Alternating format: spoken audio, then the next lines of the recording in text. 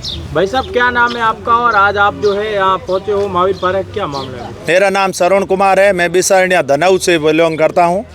मेरी मांग यही है कि डोडों का ठेका 1995 2016 सर ठेके सलाहे थे इन सरकार ने, या तो वो सलाहते, नहीं तो हम ये हो सकते हैं बंदानी हो ही नहीं सकती। वो बंदानी करने के बाद हमारा एकदम जो मार की है, डोडा बंद कर दिया है, इससे हमारी हालत ख़राब हो गई है। पीछे 10 साल हमने मांग नहीं की, उसका कारण ये रहा है कि डोडो मिल रहे थे, वाजिब दाम में आ रहे थे, विलेख में 2 नंबर में, तस्करी में जो भी आ रही थी।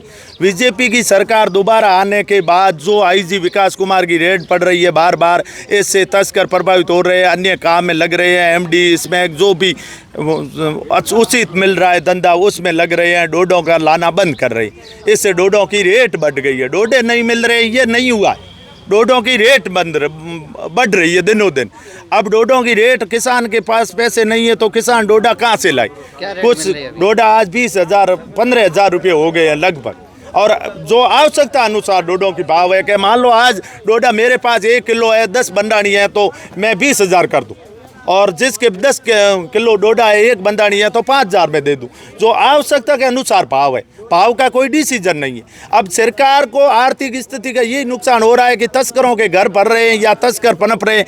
तस्करों के पास अथार्थ पैसा आ रहा है डोडों का, कि मान लो 10,000 के भाव से पैसा बन जाता है साल में, तो तस्कर वो सरकार के हैवी बनते हैं, उत्पात मचाते हैं, कहीं नुकसान करते हैं, तो वो सरकार को हमको ही नुकसान होता है, तो हमें तो लेना पड़ता है। और तस्करी वो जान जोखिम में डालते हैं, वापस नहीं आते हैं, जेल जाते हैं तो वो पैसे लेते हैं, वो अपने हक के लेते हैं, ज़िंदगी तक कर लाते हैं, तो उसको हम कैसे कह देते हैं कि आप ऐसे पैसे क्यों लेते?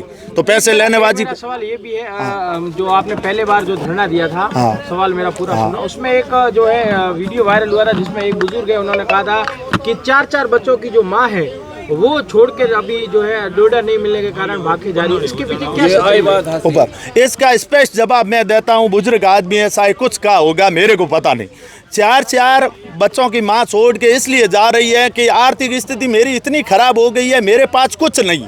4 बच्चों का बोझ है, माँ अकेली है, महिला बाहर निकल कैसे बच्चों का और मालिक का पालन पोषण करे? तो वो इस प्रकार की कुछ महिलाएं आत्महत्या करती है, कुछ महिलाएं देखती हैं दूसरे के साथ चली जाती है, मेरा ज़िंदगी सुधर जाएगी, पता नहीं। बच्चा कौन छोड़ रहा है? बच्चा कौन छोड़ना चाहता है?